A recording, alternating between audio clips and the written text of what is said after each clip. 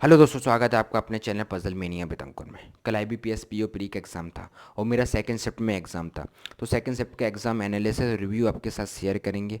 I know कि मैं इतना परफेक्ट और एक्सपर्ट तो नहीं हूँ रिव्यू शेयर करने में, लेकिन एक चीज़ जानता हूँ कि एग्ज़ाम देकर रिव्यू शेयर करना वो बेटर है कि बिना एग्ज़ाम देकर रिव्यू शेयर करना। क्योंकि जब आप एग्ज़ाम देते हो ना, तब आपको पता चलता है कि एग्ज़ाम का लेवल कैसा था, कैसे एग्ज़ाम के क्वेश्चन थे और कैसे आपने एग्ज़ाम को अटैम्प्ट किया। वो आप एग्ज़ाम देकर ही अच्छे से बता सकते हो। अगर एग्ज़ाम की बात कर लेते हैं तो सबसे पहले मैं अटैम्प्ट की बात करूँगा। तो मेरे सेकंड शिफ्ट में मेरा एग्ज़ाम था और मेरे 63 अटैम्प्ट रहे हैं, ठीक है।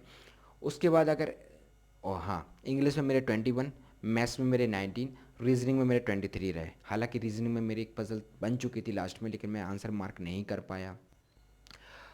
अब इंग्लिश की बात कर लेते हैं। तो इंग्लिश में RC आपका आया था, ठीक है। मैंने अटैम्प्ट नहीं किया था। जो बुकें आई थी 3 से 4 क्वेश्चन वो अटैम्प्ट किए थे, वो ड्यूरेबल था।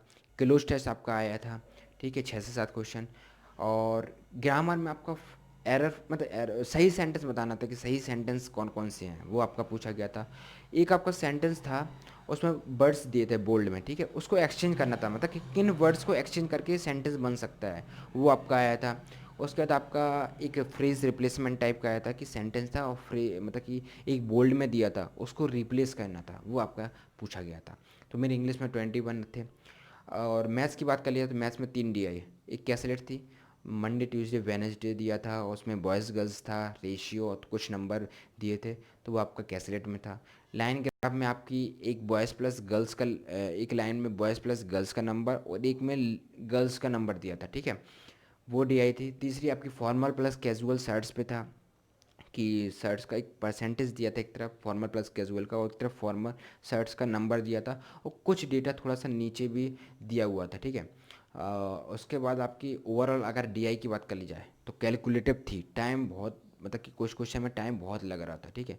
अदर्स की बात कर ली जाए तो क्वाड्रेटिक था, नंबर सीरीज था और अर्थमेटिक प्रॉब्लम। अर्थमेटिक प्रॉब्लम कहीं ना कहीं कंपैरिजन RRB थोड़ा सा लेवल ऊपर था।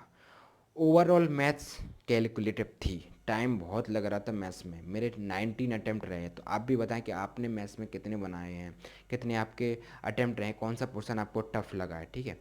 रीजनिंग में 5 पजल, और जब 5 पजल किसी एग्ज़ाम में आ जाए तो आप समझ सकते हो कि एग्ज़ाम कितना कैलकुलेटिव होगा, कितना टाइम लगने वाला होगा। 5 पजल में आपके अनसर्टेन, नॉर्थ साउथ में 6 लोग नॉर्थ में, 6 लोग साउथ में देख रहे थे। एक आपकी ईयर बेस्ड आई थी कि कुछ ईयर दिए थे और 2020 से आपको काउंट करना था, ठीक है, एज, तो वो वाली आई थी। और एक आपकी आई थी कि PQRS दिए थे और डिफरेंट सिटी के नाम दिए थे, वो वाली आई थी। और एक और आई थी फ्रूट्स पे थी, ठीक है, तो वो वाली मैंने नहीं देखी थी। मैंने अनसर्टेन, एक नॉर्थ साउथ और सिटी वाली बनाई थी। लास्ट में मेरी जो ईयर बेस्ड वाली थी वो बन चुकी थी, लेकिन मैं आंसर मार्क नहीं कर पाया था। अदर्स में आपका जो आया था डायरेक्शन, उसके बाद डायरेक्शन भी थोड़े सा अच्छे लेवल का था। ब्लड रिलेशन आया था, इनक्वलिटी आई थी और कुछ एक दो मिसलेनियस थे। वेट वाला जो रहता ना, वो वाला आया था। ओवरऑल रीजनिंग टाइम टेकन, मतलब कि कहीं ना कहीं ऐसी रीजनिंग नहीं आई थी कि आप 30+ करके आओ, 35 बना के आओ, ऐसी रीजनिंग नहीं आई थी। अब काफ़ी सारे स्टूडेंट्स हैं जिनके अटैम्प्ट कम रहे हैं, वो परेशान है कि उन्होंने काफ़ी रिव्यू देखे होंगे 80+, 75+। भाई ऐसे रिव्यू के चक्कर में आप परेशान मत होइए। जो एग्ज़ाम देकर आपको रिव्यू दे रहा है, जो काफ़ी सारे स्टूडेंट एग्ज़ाम दे कर आए, वो रिव्यू देखिए आप कि उनकी कितने अटैम्प्ट रहे हैं, क्योंकि वो एग्ज़ाम देकर आए हैं, वो फेस करके आए हैं एग्ज़ाम को। वो आपको बताएंगे जेन्यून कि एग्ज़ाम कैसा था, कैसा आपका लेवल था एग्ज़ाम का। अगर देखा जाए ना, एवरेज तो 60 और 70 के बीच में रहे हैं। और जो 70+ करके आए हैं, देखो कैसा है, क्या होता है, जैसे आप हो, ठीक है, बहुत सारे स्टूडेंट्स होते हैं जो इंग्लिश में एक्यूरेसी मेंटेन नहीं कर पाते हैं, तो वो क्या 17, 18, 19 क्वेश्चन करके आते हैं। जिनकी इंग्लिश अच्छी रहती है वो 28, 29 कर लेते हैं। तो 10 से 12 का क्वेश्चन का अंतर यहीं से आ जाता है। आप 60 या 65 बना के आओगे, वो 70, 75 बना के आए। तो इससे आप परेशान मत होइए। इसका मतलब ये नहीं है कि 70+ वाले का क्वालिफाई हो जाएगा, आपका क्वालिफाई नहीं होगा। भाई आप इंग्लिश, अगर इंग्लिश को छोड़ दिया जाए ना, तब मैथ और रीजनिंग का एवरेज देखिए। मैथ और रीजनिंग में एवरेज अगर देखा जाए तो 20 से लेकर 27 तक है। मतलब कि कोई मैथ्स में 20, 22 बना के आया तो रीजनिंग में 24, 25 बना कर आए, वो मेन है।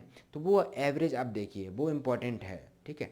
मैथ्स में कोई 30+ या 35 बना के बहुत कम स्टूडेंट्स होंगे जो बना के आए होंगे, लेकिन ओवरऑल एवरेज 22, 23, 20 और 24 ऐसे ही रहे हैं। रीजनिंग में भी ऐसे ही रहे हैं। तो आप इस चीज़ को ज़्यादा, इस चीज़ से आप परेशान मत होइए।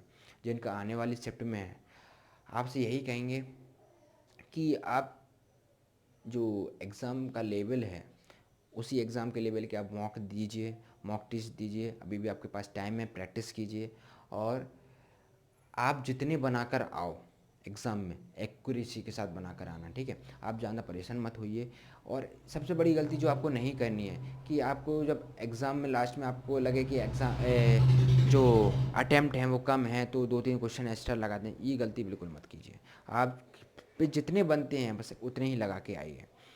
जिनका एग्ज़ाम हो चुका है, आप ज़रूर बताएं कि आपके किस शिफ्ट में एग्ज़ाम था और कितने आप अटेम्प्ट कर कर आए हो और कौन सा पोर्शन आपको टफ लगा। बाकी मिलते हैं नेक्स्ट वीडियो में, जब तक के लिए धन्यवाद।